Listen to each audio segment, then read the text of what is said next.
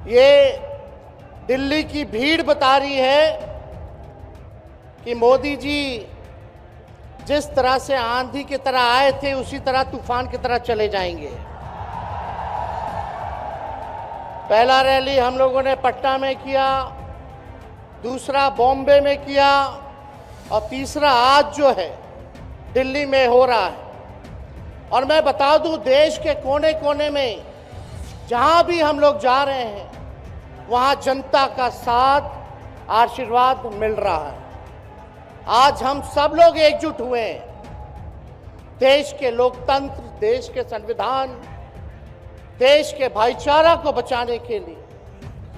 जिस हिसाब से देश में बांटने का काम किया जा रहा है, भाई को भाई से लड़ाया जा रहा है, नफरत की राजनीति की जा रही है, उसलिए हम सब नेता आपकी लड़ाई के लिए हम सब लोग आए हैं और आपकी लड़ाई लड़ रहे हैं। और हम लोग सब लोग चाहते हैं कि इस लड़ाई में आपका साथ मिले, आपका आशीर्वाद मिले और आपका प्यार मिले।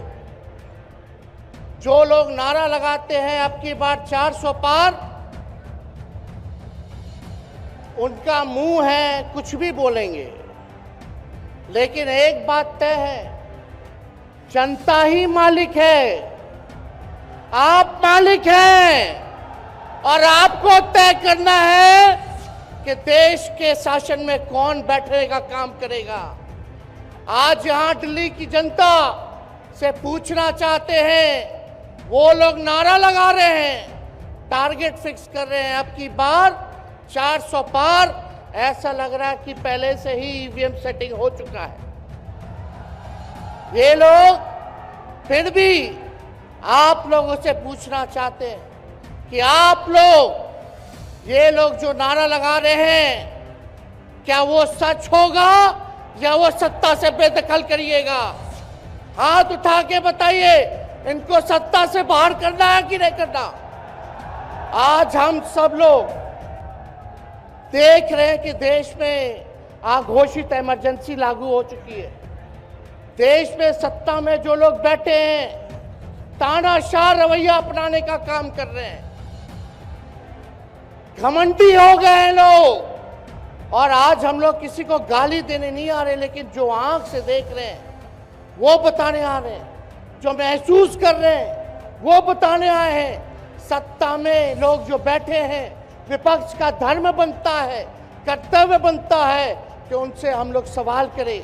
आज मेरा मानना है कि देश में सबसे बड़ा अगर दुश्मन है तो बेरोजगारी है, महंगाई है, गरीबी है।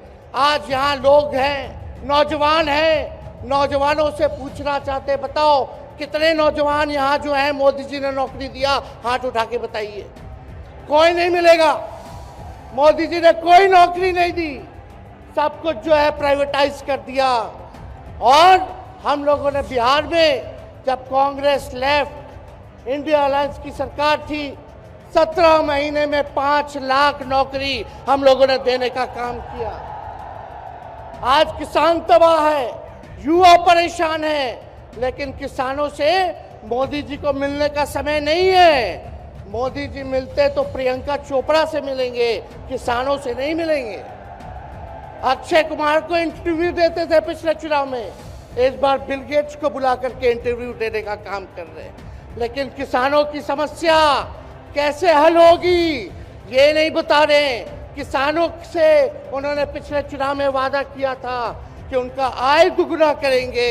आज किसानों पर मोदी जी ने तलवार चलाने का काम किया है, जो हमारे अन्नदाता हैं। इसलिए आप सब लोग, हम लोग जब आवाज उठाते हैं, तब मोदी जी और उनकी जो सेल है पार्टी की, उस पार्टी का सेल में कौन है? ईडी है, सीबीआई है, इनकम टैक्स है।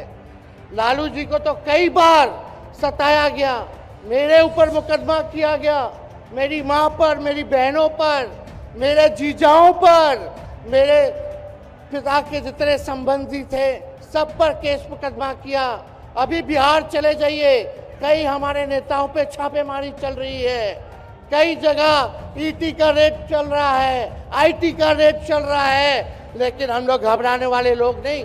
आज देश में जिस हिसाब से हेमंत सोरेन जी को और अरविंद केजरीवाल को गिरफ्तार करने का काम इन बीजेपी के लोगों ने किया है, तो उनको हम बता दें कि इनके गीदड़ भपकी से हम लोग डरने वाले नहीं हैं। हम लोग संघर्ष करने वाले लोग हैं। और पिंजरे में तो शेर ही को कैद किया जाता है। सब लोग शेर हैं। आप लोगों ने ताकत दिया है, आपकी लड़ाई हम लोग लड़ रहे हैं। कंस राज आप लोगों ने देखा होगा, जब जब कंस को किसी से तकलीफ होती थी, डर लगता था, तब तब जेल में लोगों को बंद कर दिया जाता था। लेकिन जेल जाने से यहाँ कोई डरने वाला नहीं है। कितने लोगों को जेल भेजोगे? लेकिन जब जनता जब जवाब देगी, जब वोट का चोट दीजिएगा, तो मोदी जी हाथ मलने का काम करेंगे, सत्ता से बेदखल हो जाएंगे। इसलिए ये अपनी ताकत को पहचानिएगा। सब लोग चुनाव के समय आप सब लोग पोल कीजिएगा, वोट दीजिएगा, लोगों को भी वोट दिलाने का काम कीजिएगा। बीजेपी के लोग झूठ बोलने वाले लोग हैं। ये लोग यूरिया को भी चीनी बना देते हैं। ये लोग गोबर को भी हलवा दे करके परोस देते हैं। ये लोग आंख फोड़ करके चश्मा दे देंगे और फिर बोलेंगे देखो हमने चश्मा दिया। ये झूठी पार्टी है, इसलिए इन पे विश्वास मत कीजिएगा। मोदी जी कहते हैं कि उनका गारंटी मजबूत गारंटी है, गारंटी की बात करते हैं। हम बोलते हैं मोदी जी की गारंटी वैसी ही गारंटी है जैसे चाइनीज माल होता है। 2-4 बार इस्तेमाल करोगे और वो गारंटी जो है खत्म हो जाता है, टूट जाता है, खराब हो जाता है। तो जब तक चुनाव है तब तक ही मोदी जी की गारंटी है, बाकी कुछ नहीं। 2 करोड़ रोजगार का क्या हुआ?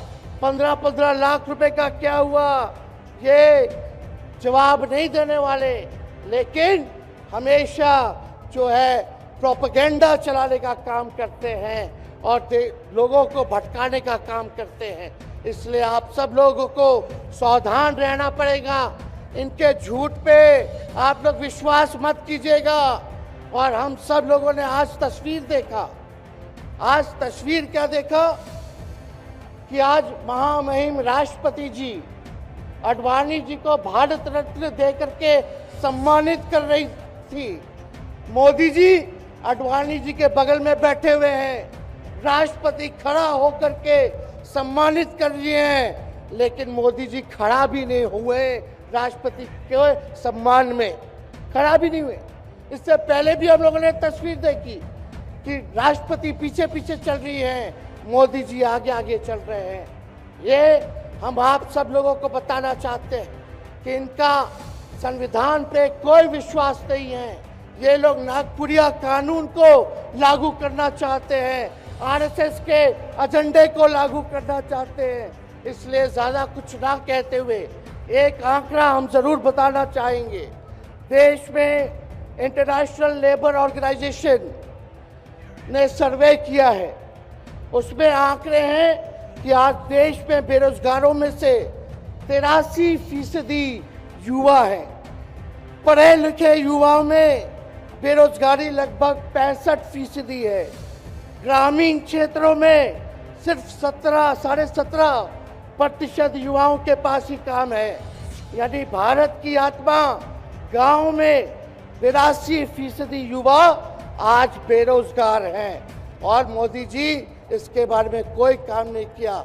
आप एक बार विश्वास कीजिएगा, अगर इंडिया सरकार की अलायंस की सरकार बनती है तो नौजवानों को हम लोग नौकरी देने का काम करेंगे, बेरोजगारी को दूर करेंगे। और जाते जाते बहुत सारे नेताओं को बोलना है, लेकिन एक अंत हम करेंगे एक गाने के साथ। और आप लोगों ने गोविंदा का फिल्म का एक गाना सुना होगा कि तुम तो धोखेबाज हो, वादा कर के भूल जाते हो। रोज रोज मोदी जी तुम ऐसा करोगे, रोज रोज मोदी जी तुम ऐसा करोगे, जनता जो रूठ गई तो हाथ मलोगे। अरे तुम तो धोखेबाज हो, वादा करके भाग जाते हो। तो आप सब लोगों को बहुत बहुत धन्यवाद। आप सब लोगों का आशीर्वाद मिले और हम सभी लोगों जो है आज मिसेस केजरीवाल और हमारी बहन कल्पना जी के साथ हम लोग जो है मजबूती के साथ खड़े हैं और इस लड़ाई को लड़ेंगे और जीतेंगे। बहुत बहुत धन्यवाद।